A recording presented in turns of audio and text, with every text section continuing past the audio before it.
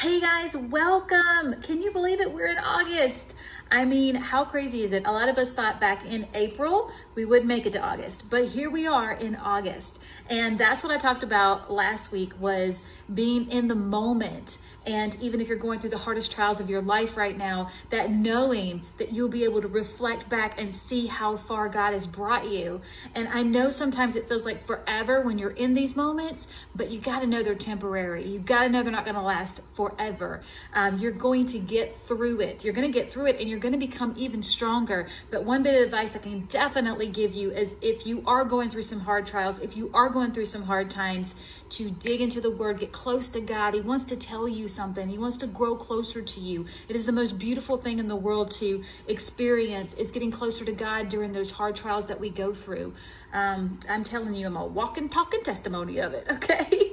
But I wanted to talk to you guys today about a story we all know, the story of David and Goliath. Now, I know what you're thinking. I've heard the story a million times. Jody, why are you telling it to me again? Because I'm going to tell it to you in a different way.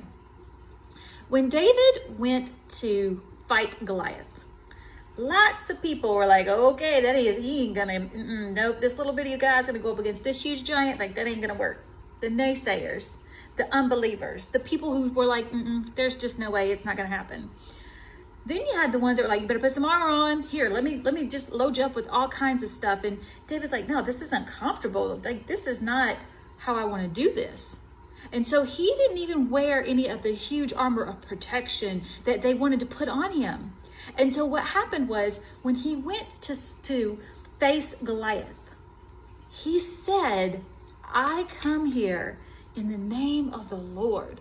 Whoa, does that excite you? Does that excite you?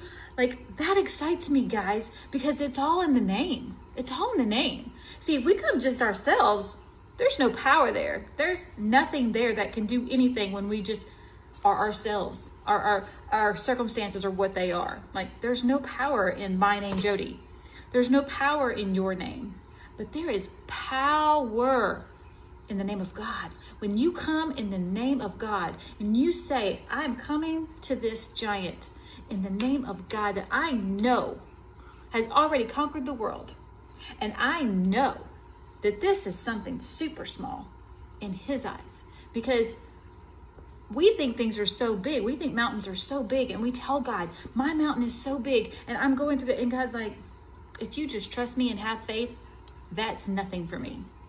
Like, I can, in a moment's time. And this is the thing, guys, when miracles happen, they happen suddenly. They happen so fast that it makes your whole entire mind spin, because you're waiting and waiting and waiting, and it feels like forever. But when you have faith and you're expecting it to happen, and then it happens, and then it's like boom, boom, boom, like one blessing after another, it's something to get so excited about. And I want to speak to you today, and I want to speak to you about your giants. What are your giants that you are facing? And are you looking at those giants, and are you putting on like bulky armor, and are you trying to figure out how to do it all on your own? And are you being stubborn and not wanting to surrender it to God? Or you're holding on to it, you're holding on to a part of it? Let me inspire you today to let it go, give it to God, and say, I come to this sickness in the name of God. I come to this financial debt that is just choking me every day in the name of God. I come